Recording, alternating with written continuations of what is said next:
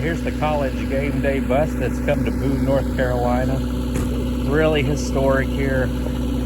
I started Appalachian State in 1997. If you told me the game day would be on campus, I would have thought you were crazy, but here we are. Got these big pictures of these men here on the side of the bus. Everybody's super excited. Today is September 16th, 2022. You can see our beautiful campus here at Appalachian State. The absolute best campus on earth. And so many things, I'm sure, go into making this production happen. So many workers, unsung heroes. And it's just an exciting time in Boone. Tomorrow, the 17th, Appalachian's going to take on Troy. It used to be called Troy State.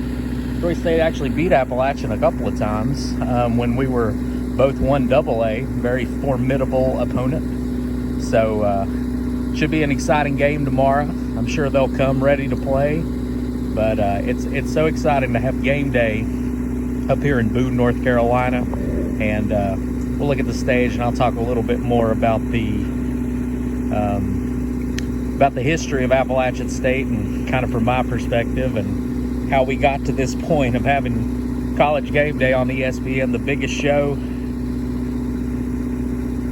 here in Boone, North Carolina. So stay tuned. See you on the next clip. All right, we're here with one of our crew members here making all this happen. First of all, introduce yourself. Hey, how you guys doing? My name's Giovanni Rodriguez. I'm with ESPN. All right. I'm a camera assistant and camera utility V3. It's and I'm working currently with the SuperCam. It's the high wire camera that we have overhead. I'll pan to that. So you see this wire here? You can probably see it right here. Yeah, we're gonna run a camera on that and do the overhead shots. Get some beautiful shots out of it. I've been with the ESPN Game Day crew for about 2 years now, and it's absolutely one of the hardest working crews I've ever been on. We work like a traveling circus, really. It's like a moving rock show every night. The way we tear out of here. I hope you can get some footage of that. It's I bet it's so. amazing the way we all work together, and it's an Emmy award-winning crew. Mm-hmm. It is. Well, when do you start the process? When did you find out you were coming to Boone, North Carolina, and how did that and where were you before? We were in Austin, Texas, and we just found out Sunday morning. Okay. After all the games played out, and after Boone beat Texas A&M. Yeah, and so we found out we were coming here. We were on our way to Texas A&M actually for the Texas A&M Miami game.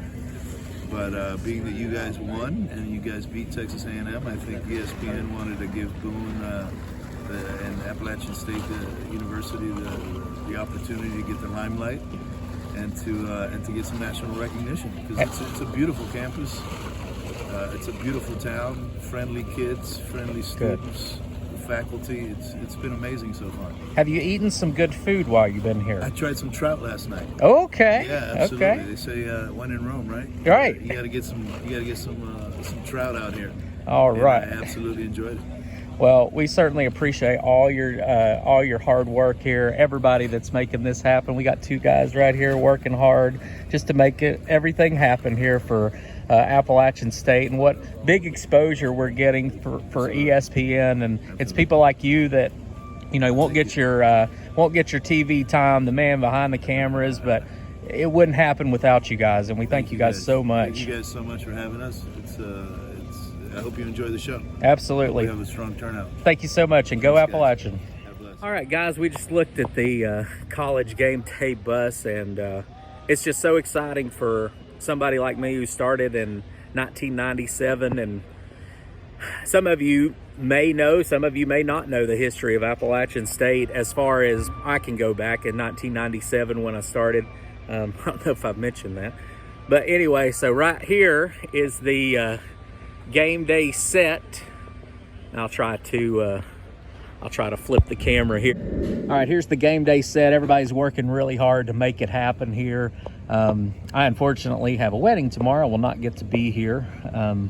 But this is very exciting here. We got some speakers here, line array subwoofers. We got hanging line arrays up there. So of course I'm a sound guy, so I'm very excited about that. We got some cameras there, and it just looks really cool. And I know these guys are working hard to make all this happen, and what exposure we're going to have. So why is this such a big deal, you may ask? Well, basically when I started in 97, Appalachian State was what's called a 1AA school. We competed in football, and there was over 100 teams in 1AA.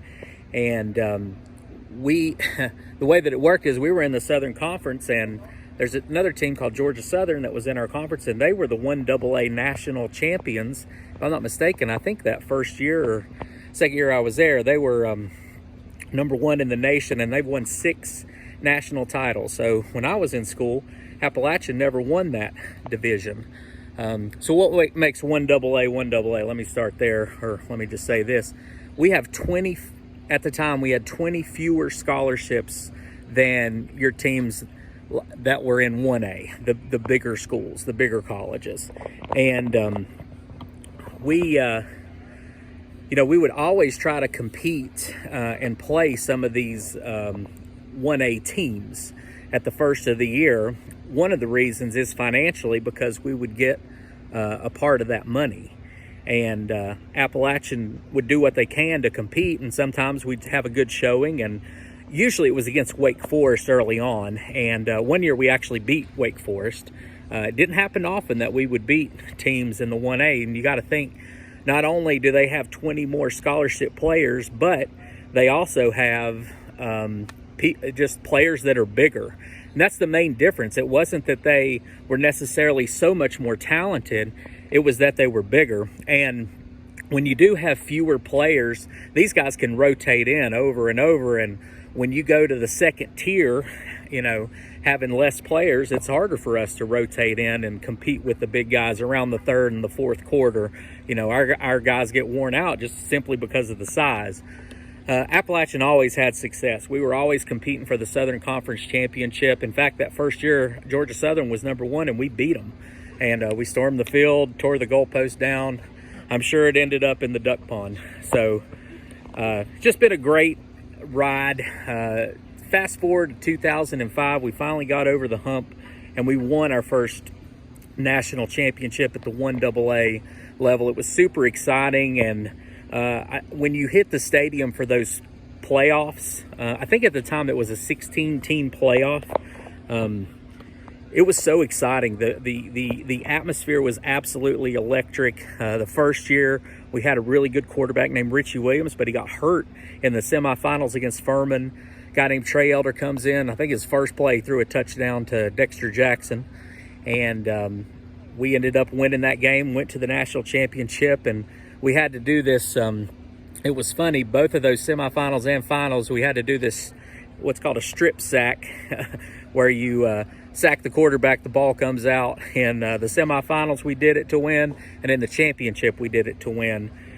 2006, we went, I think it was like 15 or 14-1, and the only loss was our first game, and we won the rest of the games, and we beat Massachusetts in the 2006 1AA championship. And then fast forward, we had this, so Appalachian had some really good talent. We were the best of the best at 1AA. 2007, they actually changed it to what's called FCS, okay? The Football Championship Subdivision, I think is what it's called. We went into Michigan, and again, we're 20 scholarship players down. Not one of our players could have started for Michigan, not one. And that's why it was such a big upset. It wasn't that we were not talented. All of our players were talented. Michigan had more wins than anybody. They hold 100, and I think there was 109,000 that day, and we beat them. And it was such an exciting game, and they call it one of the biggest upsets of all time. And people wonder, well, why? Because Appalachian was really good. But here's the thing, Michigan had NFL players that played for years in the NFL, and Appalachian will get an NFL player here and there around that time. We're more consistent now, but not one of our players could play, and the size difference was just enormous. But speed and heart and coaching, we got those guys, and that's why it was such a monumental upset. And in 2007, we almost lost in the first round of the playoffs. We played James Madison. they were about to win. They were about to kick a field goal and win. They tried to center the ball and put the ball in the center of the field, and the guy fumbled the football, and Pierre Banks recovered it. So we went on and played Joe Flacco in the NCAA championship for what was 1AA, now FCS, and we won. And we beat Joe Flacco, who later became a Super Bowl quarterback and made hundreds of millions of dollars. But Appalachian beat his team, Delaware. I think it was 49-21 or something like that. So anyway, what a great year. And so how did we get to College Game Day? Well, Appalachian decided to go from 1AA to 1A. And I was not in favor of the move. I didn't think that we could compete financially. I know that our boys could compete here and there, but week after week about playing 1A teams was going to be challenging, to say the least. But we did it, and in 2015 we started winning. And since 2015, we're probably one of the top 10 schools in all of NCAA football at 1A as far as wins. So Appalachian has just come leaps and bounds. 2019, we beat North Carolina. We beat South Carolina, what's called Power 5 teams. And last week, 2022, we beat Texas A&M. Texas A&M was ranked number 6 in the nation, and that brings us here. College Game Day had intended to go to Texas A&M and watch their game and be a part of their atmosphere against Miami this week, but Appalachians shocked the world again, and we won. And here we are. College Game Day is setting up right behind me. We got so many people working hard, and they won't get any credit, but I'm telling you, we couldn't do it without all this staff and all these people working really hard, and just so appreciated that they're here in Boone, North Carolina. It's just a neat experience coming from little 1AA to beating a number 6 ranked team, and Michigan was number 5 when we beat them, and we've come a long way. And here we are in beautiful Sanford Mall, and it's so neat to see ESPN here. So appreciate you guys listening, and I hope you get to watch the game tomorrow, and I hope I can look back on this one day and just remember this wonderful experience.